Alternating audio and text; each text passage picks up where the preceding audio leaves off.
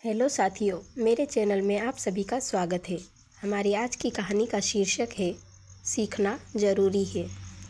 चलिए हम कहानी की शुरुआत करते हैं। रसोई में नल से पानी रिस रहा था तो मैंने एक प्लम्बर को बुला लिया। मैं उसको काम करते देख रहा था। उसने अपने थैले से एक रिंच निकाली। रिंच की डंडी टूटी हुई थी। मैं चुपचाप देखता रहा कि वह इस रिंच से कैसे काम करेगा। उसने पाइप से नल को अलग किया। पाइप का जो हिस्सा गल गया था उसे काटना था। उसने फिर थैले में हाथ डाला और एक पतली सी आरी उसने निकाली। आरी भी आधी टूटी हुई थी। मैं मन ही मन सोच रहा था कि पता नहीं किसे बुला लिया हूँ। इसके औजार ही ठीक नहीं तो फिर इससे क्या काम होगा। वह धीरे धीरे अपनी मुट्ठी में आरी पकड़कर पाइप पर चला रहा था।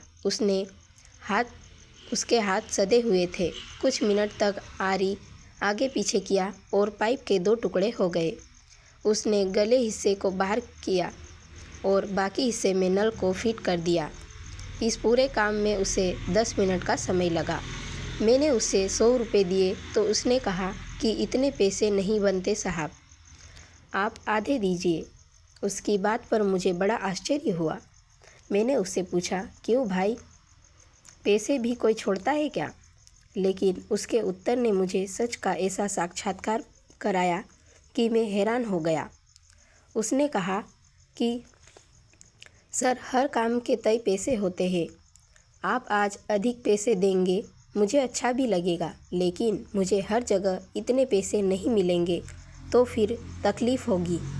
हर चीज़ का रेट तय है।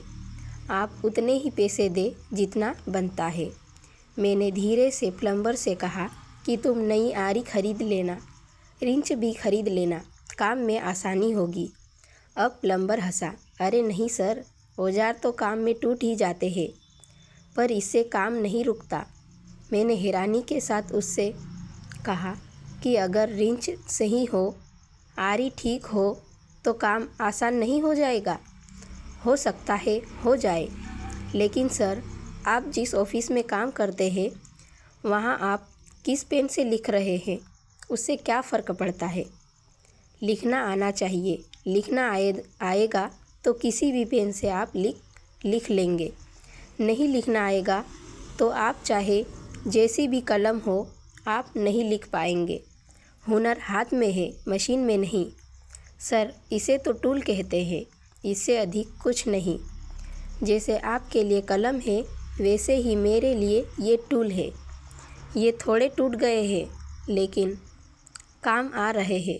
नया लूँगा फिर यही हिस्सा टूटेगा। जब से ये टूटा है इसमें टूटने का कुछ बचा ही नहीं।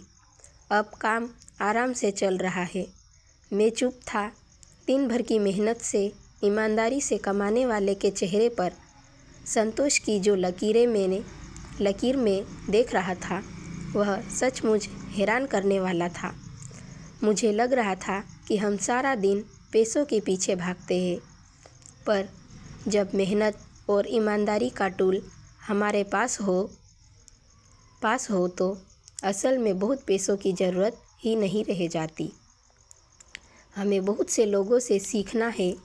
ये लोग स्कूल में नहीं पढ़ते। ये ज़िंदगी की यात्रा में कहीं भी किसी भी समय मिल जाते हैं। ज़रूरत तो है ऐसे लोगों को पहचानने की, इनसे सीखने की, झुककर इनकी सोच को सम्मान करने की। मैंने कुछ कहा नहीं। प्लम्बर से पूछा कि चाय तो पियोगे? उसने कहा, नहीं सर, बहुत काम है। कई घरों में पानी रिस रहा है, उन्हें ठीक करना है। सर, पानी बर्बाद ना हो इसका तो हम सबको ही ध्यान रखना है। वह तो चला गया। मैं बहुत देर तक सोचता रहा, काश हम सब ऐसे ही प्लम्बर होते।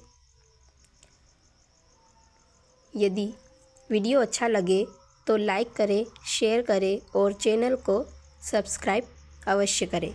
धन्यवाद।